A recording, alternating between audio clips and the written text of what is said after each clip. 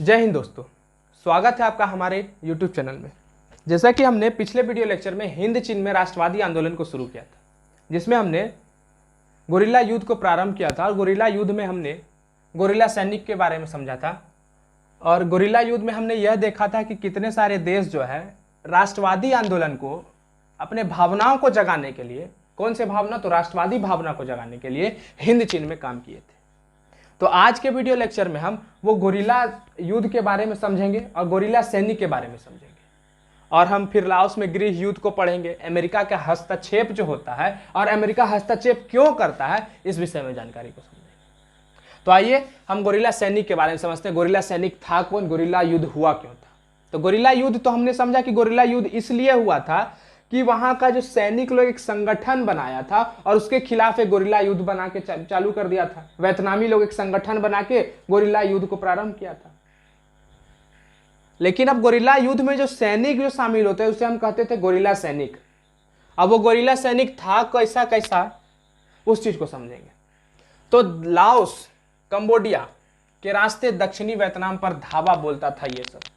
किसको? Laos, Cambodia के रास्ते, मतलब ये सब लाओस का रास्ता होगा, ये कंबोडिया का रास्ता होगा। ये सब रास्ता से होकर जो है वियतनाम जो है दक्षिण वियतनाम पर धावा देता था। कौन? गोरिल्ला सैनिक। इस क्रम में दिएन वियन फू, क्या चीज नाम था, एक आदमी का नाम है दिएन वियन फू पर जो है एक आक्रमण करता है। आक्रमण कौन करता है? गोरिल्ला सैनिक करता है, और वो बहुत भयंकर आक्रमण होता है जिससे फ्रांस जो है बुरी तरीका से पराजित हो जाता है। कौन सैन्य आक्रमण करता है? गोरिल्ला सैनिक करता है। और ये विचित्र ट्राइब का प्राणी पर आक्रमण करता है।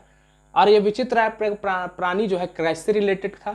ये फ्रांस से रिलेटेड था। अब फ्रांस से जब रिलेट होता था तो फ्रांस क्या हो गया? बुरी तरीका से पराजित हो गया, क्योंकि एक भयंकर तरीका का युद्ध चालू किया गया था, वो गोरिल्ला युद्ध था, जिसमें 1600 फ्रांसीसी सैनिक, मतलब समझ लिए कि वियतनाम जो है छोटा सा राष्ट्र, और 16,000 सैनिक को जो है अपने घुटनों पर ला देता है।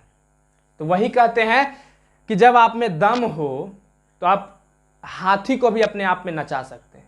तो वही था, वियतनाम को दिखाया था कि वियतनाम जो है 16,000 फ्रांसीसी सैनिक को आत्मसमर्पण कर दिया। वह सैनिक जो उसके ऊपर राज कर रहा था, वह सैनिक जो उसको शोषण कर रहा था, वह सैनिक जो उसको अपने अंदर में आत्मसमर्पण करके रखा हुआ था, और उसको कौन? इस गोरिल्ला सैनिक वियतनाम के जरिए 16,000 फ्रांसीसी सैनिक को आत्मसमर्पण करवा दिया। इसमें दिएन वियन फू पर जो साम्यवादी का अधिकार हो गया। क्या हो गया? दिएन वियन फू पर साम्यवादियों का अधिकार हो जाता है। अब साम्यवादी का अधिकार कहने का मतलब क्या होता है भैया? साम्यवादी कहने का मतलब होता है एक अच्छा सरकार का गठन होना, एक ऐसा सरकार या एक ऐसा संस्था या एक ऐसा समाज का गठन होना जिससे जहां पर लोग अपने बात को रख सके, जिसको हम कहते हैं साम्यवादी समाज। और वही साम्यवादी जो है दिएन वियन फू को हराकर उसका अधिकार को घोषित कर दिया गया। यह था गोरिल्ला युद्ध में जो गोरिल्ला सैनिक थे, इसका क्या प्रत्यक्ष प्रभाव था और किस प्रकार से वो अपने प्रभाव को रखते थे। अब हम समझेंगे कि जब वियतनाम का युद्ध चल रहा था, वियतनाम का युद्ध जब ऑनगोइंग था, तो उसमें अमेरिका अपना हस्तक्षेप को करता है। अमेरिका जो है हस्तक्षेप देता है। अब हस्तक्षेप कहने का मतलब क्या हुआ कि अमेरिका भी टांग अड़ाता है। और जैसा कि हमने पिछले वीडियो लेक्चर से पढ़ते ही आ रहे हैं कि अमेरिका जो है शुरू से फ्रांस का सपोर्ट कर रहा था। अब कहीं ना कहीं अमेरिका अपने आप में एक प्रभुत्वशाली संप्रभुत्व राज्य था। संप्रभुत्व कहने का मतलब शक्तिशाली, अधिक शक्तिशाली वाला राज्य था। राज्य मतलब राष्ट्र था, ठीक है। तो अमेरिका जो है फ्रांस का क्या कर रहा था? समर्थन कर रहा था। हिंद चीन में हस्तक्षेप का नीति को अपनाता है, और उस हस्तक्षेप का नीति को अपनाने में वो हिंद चीन को दबाना शुरू करता है। कौन? अमेरिका। और साम्यवादी जो युग यहां पर आया हुआ था उसका विरोध कर रहा था। साम्यवादी की बात को वो दबाना चाहता था कि यहां के लोग समाजवादी या साम्यवादी में ना जुटे, साम्यवादी में ना लगे। और जब साम्यवादी का जब ये विरोध घोषित किया तो इसके खिलाफ में विरोध शुरू हो गया। किसके खिलाफ में? अमेरिका में। अगर आप देखिएगा कहीं ना कहीं अगर कोई हस्तक्षेप कर रहा है तो कहीं ना कहीं दूसरा उसका विरोध करने के लिए भी तैयार है। और ठीक रूस जो है शुरू से वियतनाम हिंद चीन हिंद के पक्ष में था, भारत के पक्ष में था। भारत कहने का मतलब हिंद और हिंद कहने का मतलब लाओस, कंबोडिया, वियतनाम, और लाओस के पक्ष में था, वियतनाम के पक्ष में था, कंबोडिया के पक्ष में था। कौन था? रूस था। अब अगर इसके पक्ष में गया तो रूस किसके खिलाफ चला गया? अमेरिका के खिलाफ हो गया। अब ऐसा माहौल बन चुका था कि तृतीय विश्व युद्ध होना आरंभ हो गया, मतलब होना तय हो चुका था कि अब तृतीय विश्व युद्ध हो जाएगा। द्वितीय विश्व युद्ध तो हम लोग झेल ही लिए, अब तृतीय विश्व युद्ध को कैसे देखेंगे? और जिसके लिए अमेरिका तैयार हो चुका था कि हम युद्ध भी कर सकते हैं। लेकिन उसके लिए द्वितीय विश्व युद्ध के बाद हम लोग के संगठनों के द्वारा एक समझौता को बुलाया गया। एक परिस्थितियां जो क्रिएट हुई, इसके लिए एक संगठन में बुलाया गया, उन लोग को एक समझौता के तहत बुलाया गया। कहां पर? जेनेवा में बुलाया गया। और उसको हम कहते हैं जेनेवा समझौता कहते हैं। समझौता करने के लिए जेनेवा में बुलाया गया, इसलिए हम उसको कहते हैं जेनेवा समझौता। और पूरे वियतनाम को यह जेनेवा समझौता जब होता है तो पूरे वियतनाम को दो पार्ट में बांटता है। अब देखिए कहीं ना कहीं अगर देखा जाए, वियतनाम अपने आप में जब संप्रभुत्व राज्य बन चुका था, संप्रभुत्व कहने का मतलब संपन्न राष्ट्र, संपन्न कहने का मतलब आजाद राष्ट्र बन चुका था। वो घोषणा भी कर चुका था हो ची मिन के द्वारा। हो ची मिन ने इस चीज की घोषणा भी कर दी थी और उनके हस्तक्षेप मतलब उनका जो योगदान के तहत राष्ट्र वियतनाम जो है संप्रभुत्व राष्ट्र बन चुका था, संपन्न राष्ट्र बन चुका था। वियतनाम एक आजाद राष्ट्र बन चुका था। लेकिन पूरे वियतनाम को जेनेवा समझौता बांट देता है। अगर देखा जाए जेनेवा समझौता का एक पॉजिटिव एस्पेक्ट्स भी है, मींस सकारात्मक पहलू भी है और एक नकारात्मक पहलू भी है। सकारात्मक पहलू तो अभी हम नहीं डिस्कस कर रहे हैं, हम लोग नकारात्मक पहलू सबसे पहले देखते हैं। तो जेनेवा समझौता जो है पूरे वियतनाम को दो हिस्से में बांट देता है, जिसमें सकारात्मक पहलू यह था कि हनोई नदी से सटा हुआ एक नदी था वियतनाम में जिसको कहते थे हनोई नदी, और हनोई नदी से एक सटा हुआ उत्तर की ओर उत्तरी वियतनाम में बांट दिया, जिसका साम्यवादी को दे दिया। ये पॉजिटिव एस्पेक्ट है। ये जो है आपका पॉजिटिव एस्पेक्ट कौन सा है कि उत्तरी वियतनाम जो है साम्यवादी को दे दिया। साम्यवादी कहने का मतलब वह लोग जो अपने द्वारा शासन को चलाना चाहते हैं, लोगों के द्वारा शासन को चलाना चाहते हैं, लोग उनसे चले, ना कि सरकार से हम चले, उसको कहते हैं साम्यवादी। क्या कहते हैं? साम्यवादी। और दक्षिण हिस्सा दक्षिणी वियतनाम के नाम से घोषित कर दिया, और उसमें अमेरिका अगर समर्थन करेगा तभी वह राष्ट्र बनेगा। मतलब अमेरिका समर्थित को छोड़ दिया, अमेरिका समर्थित सरकार को दे दिया गया। कौन सा? दक्षिणी वियतनाम। अब ये नकारात्मक पहलू था, वो सकारात्मक पहलू था। अब नकारात्मक पहलू कहने का मतलब मेरा राष्ट्र, मेरा भारत अगर रहेगा, अगर कोई दूसरा के राष्ट्र करेगा तो उसको मन कैसा करेगा कि हम उसको ऑन द स्पॉट गोली मारे। मतलब वही बात यहां पर हो गया था कि अमेरिका को वियतनामी लोग ऐसा देख रहा था कि वियतनामी इसको लग रहा था कि हम अमेरिका को ऑन द स्पॉट गोली मार दे। लेकिन अमेरिका अपने आप में संप्रभुत्व और संपन्न राष्ट्र था। वो चाहता था कि तृतीय विश्व युद्ध भी हो जाए तो हम देखने के लिए तैयार हैं। वियतनाम उस चीज से डर रहा था, जेनेवा समझौता भी उस चीज से डर रही थी, जिसलिए जेनेवा समझौता को किया गया। जेनेवा में एक समझौता को बुलाया गया था। लेकिन इससे वियतनाम संतुष्ट हो जाता है कि चलो ठीक है। लेकिन कुछ आंदोलनकारी जो है उग्र हो जाते हैं। क्या हो जाते हैं? उग्र हो जाते हैं आंदोलनकारी, और एक आंदोलन को छेड़ते हैं जिसे हम कहते हैं हुआ हुआ आंदोलन। जैसे चीन हुआ हुआ एक कुत्ते का नाम है, उसी तरह एक आंदोलन का नाम रखा गया हुआ हुआ आंदोलन। और यह आंदोलन जो था काफी आक्रामक आंदोलन था। यह आंदोलन काफी आक्रामक, इतना उग्र था कि ये मतलब किसी भी सैनिक को देखना नहीं चाहता था अमेरिका का। कोई भी अमेरिका वाला आ रहा है उसको उड़ा दो, काट दो, जो करना है कर दो। इतना उग्र था। इसको कहते हैं पागल वाला, बौराना, वही चीज था यहां पर। ये अमेरिका का एक आदमी था न्यू दिन दियम। बाप रे बाप, नाम कितना खतरनाक खतरनाक सब है। न्यू दिन दियम, इस सब नाम को आप याद रखिएगा। आपको इस एग्जाम में आपको हो सकता है उठ के सीधा सवाल आ जाए कि इसका नाम फलना का आदमी का नाम क्या था, चिल्ला आदमी का नाम क्या था। तो इस चीज को आप देखिएगा, इस पे फोकस जरूर करिएगा। नाम को समझाया ना जा सकता है, नाम को रटवाया जा सकता है, इसलिए नाम को रट लीजिएगा, न्यो दिन दियम। और न्योह दिन दियम जो है, ये दियम क्या करता है कि बड़ी क्रूरता से जो आंदोलन है उसको दबाने का प्रयास करता है, दबाना शुरू कर दिया। क्या कर दिया? दबाना शुरू कर दिया। लाओस और कंबोडिया में जेनेवा समझौता से शासन व्यवस्था तो बदल गई थी। जेनेवा समझौता में अगर देखा जाए तो सिर्फ वियतनाम की घटना पे नहीं बात फोकस किया गया था, इसमें लाओस और कंबोडिया की बात को भी देखा गया था, जिसमें लाओस और कंबोडिया में जेनेवा समझौता में शासन की व्यवस्था को दुरुस्त कर दिया गया था और राजतंत्र के रूप को स्वीकार कर लिया था कि राजतंत्र जो होगा मेरे ऊपर, राजाओं के द्वारा जो मेरे ऊपर तंत्र होगा, राजा जो हम पे शासन करेंगे उसके द्वारा जो होगा तंत्र होगा, कैसे होगा, उस चीज को स्वीकार कर लिया गया था, उसके बॉडी को स्वीकार कर लिया गया। संसदीय शासन प्रणाली को अपनाया गया था कि संसद लोग मिल के उस जगह पर बैठेंगे, उस प्रणाली को अपनाया गया था और यही था अमेरिकी हस्तक्षेप। अमेरिका किस प्रकार हस्तक्षेप करता है वियतनाम के ऊपर, और किस प्रकार जब हस्तक्षेप करता है वियतनाम के ऊपर, कौन कौन सा आंदोलन इसके खिलाफ उठता है, कौन आदमी उसको दबाना शुरू करता है, उस चीज को हमने समझा अपने वीडियो में।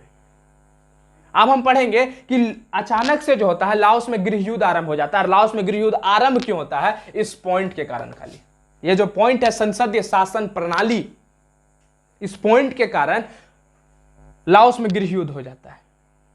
जिस प्रकार हमने देखा कि संसदीय शासन प्रणाली आ गया, संसदीय शासन प्रणाली को अपनाया गया कहां पर? लाओस में, लाओस और कंबोडिया में। तो संसदीय प्रणाली जब शासन को अपनाया गया तो वहां पे अपने ही में ही राजनीतिक अस्थिरता पैदा होने लगी। कहीं ना कहीं अगर देखा जाए, अगर सब राजा बोल रहे हैं, अगर सब नेतागण बैठे हुए, नेता लोग जब बैठता है तो आपस में उन लोग दोनों का एक विचार एक नहीं होता है। कोई नेता अगर ज्यादा खाना चाहता है तो कोई नेता कम खाना चाहता है। कम खाने का मतलब हम बात कर रहे हैं इसका, ठीक है? तो उस चीज को कोई कम खाना चाहता है, कोई खाना ज्यादा खाना चाहता है, या कोई खाना ही नहीं चाहता। जो खाना नहीं चाहता है तो वो कहीं ना कहीं चाहेगा कि ये दोनों भी नहीं खाए, और वो दोनों जो खाता है वो चाहेगा कि खाए। तो मतलब यहीं पर यह बात हो गया कि राजनीतिक अस्थिरता पैदा होगी। राजनीतिक अस्थिरता कहने का मतलब वो लोग दोनों में आपसी मतभेद चालू होगा, और वही मतभेद के कारण गृह युद्ध आरंभ हो जाता है। और गृह युद्ध को हम कहते ही हैं कि जब मेरे घर में युद्ध शुरू हो तो उसको कहते हैं गृह युद्ध। अगर आपके घर में गोतिया लियाम झगड़ा हो रहा है तो उसको कहते हैं गृह युद्ध होना। क्या कहते हैं? गृह युद्ध होना। और वही था कि लाओस जो था राजनीतिक सीमा, लाओस का जो राजनीतिक सीमा था, राजनीतिक आप बोलिएगा, राजनीतिक सीमा और भूगोलिक सीमा में अंतर क्या होता है भैया? राजनीतिक सीमा वह सीमा होती है जहां तक आपको एक अधिकार है वोट देने का, वहां का आदमी यहां लास्ट तक आपको वोट दे रहा है, उसे कहते हैं हम राजनीतिक सीमा। इस प्रकार नागालैंड का कुछ ऐसा क्षेत्र है जहां पर वहां का आदमी अभी तक वोट नहीं दे पाता है, वो भारत के राजनीतिक सीमा में नहीं गिनाता है। लेकिन ठीक उसी प्रकार लाओस का जो राजनीतिक सीमा था वो पूरब में उत्तरी वियतनाम की सीमा को छूता था। कहां पर? पूरब की ओर। पूरब जो था इधर, पूरब इधर, और पूरब में उत्तर का वियतनाम को छूता था। मतलब वियतनाम यहां पर था। वियतनाम कहां पर था? नीचे था। तो वियतनाम को छूता था कौन? लाओस। और 1954 का समय आता है जिसमें उत्तरी लाओस को जो है दो प्रांत में दो प्रांत, उत्तरी प्रांत का लाओस का दो प्रांत, कौन कौन सा? एक फुंगस साली और हो फ्रांस। कौन सा? हो फ्रांस। ये दोनों प्रांत में साम्यवादी का प्रभाव बढ़ने लगा, साम्यवादी की प्रभुत्व जाने लगे।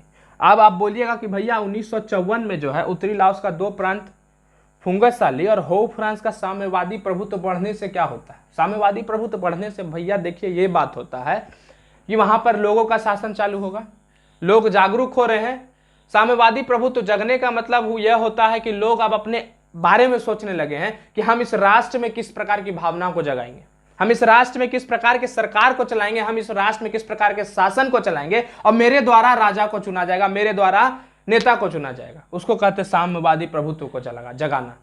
और यही साम्यवादी प्रभुत्व जब जगा था, कब? जब लाओस में गृह युद्ध हुआ था। और गृह युद्ध होने का कारण क्या था? राजनीतिक अस्थिरता थी।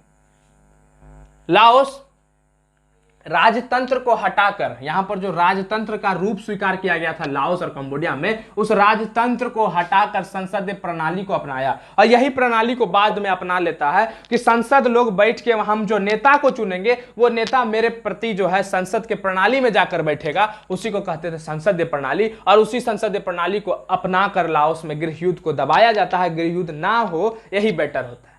अगर आपके बाहर में राष्ट्र युद्ध छुड़ा हुआ और आपके घर में भी युद्ध हो जाए तो कहीं ना कहीं खराब लगता है। तो ठीक उसी प्रकार को दबाया गया और राजनीतिक अस्थिरता की दौर को शुरू, मतलब जब संसदीय प्रणाली व्यवस्था जब लागू हो जाता है तो राजनीतिक अस्थिरता क्या हो जाती है, बढ़ने लगती है, राजनीतिक अस्थिरता बढ़ने लगती है। लाओस और कंबोडिया को पूर्ण स्वतंत्रता का अपना लिया गया, लाओस और कंबोडिया का जो पूर्ण स्वतंत्रता था उसको अपना लिया गया। अब लाओस और कंबोडिया मुबारक हो, आजाद है, स्वतंत्र है, ठीक है। तो 1956 के मध्य, मतलब 1956 के बीच में संपूर्ण वियतनाम को चुनाव द्वारा एकीकरण कराया गया। अब बोला गया कि अगर वहां के लोग सरकार की गठन करना चाहे तो कर सकते हैं, यदि जनता ऐसा चाहे तो। मतलब अब जनता चाहे तो, ये सबसे बड़ा पॉइंट है, जनता चाहे तो। जनता चाहे तो का मतलब क्या हुआ कि अब साम्यवादी युग की स्थापना हो रही है, साम्यवादी की प्रभुत्व बढ़ रही है।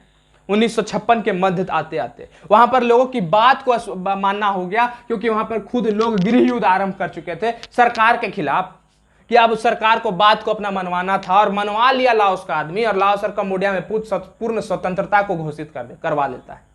ठीक उसी प्रकार 1956 के मध्य वियतनाम को चुनाव के द्वारा एकीकरण करवाने की बात दी गई, जिसमें सरकार की गठन कर दी जाएगी, लेकिन अगर जनता चाहे तो। समझौता का क्रियान्वयन की देखभाल के लिए त्रिसदनीय अंतर्राष्ट्रीय निगरानी आयोग का गठन किया गया। ये जो समझौता था, ये पूरा ये समझौता, कौन सा समझौता, यही समझौता कि 1956 के मध्य जो संपूर्ण किसका, वियतनाम का चुनाव द्वारा एकीकरण कर लिया जाएगा, सरकार की गठन की जाएगी, और यदि जनता चाहे तो, यदि जनता चाहे तो।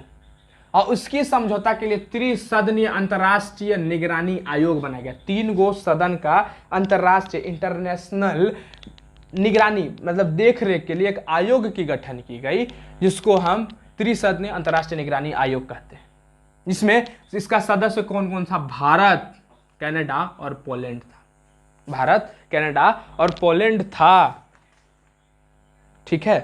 तो आशा करते हैं आज के वीडियो लेक्चर में आपको समझ में आया होगा, और कल के वीडियो लेक्चर में हम लाओस में जो गृह युद्ध को शुरू किए हैं इसको जो है संपूर्ण करने का प्रयास करेंगे, क्योंकि लाओस में गृह युद्ध जो है काफ़ी बड़ा टॉपिक है अपने आप में। और लाओस में गृह युद्ध में हम अभी सिर्फ इसका एक ओवरव्यू लिए है, लाओस में गृह युद्ध था क्या, कैसे आरंभ होता है लाओस में गृह युद्ध, और कैसे कैसे आगे क्या क्या होगा, इस चीज़ को समझने का प्रयास करेंगे। आशा करते हैं आज का वीडियो आपको समझ में आया होगा। तब तक के लिए धन्यवाद। जय हिंद।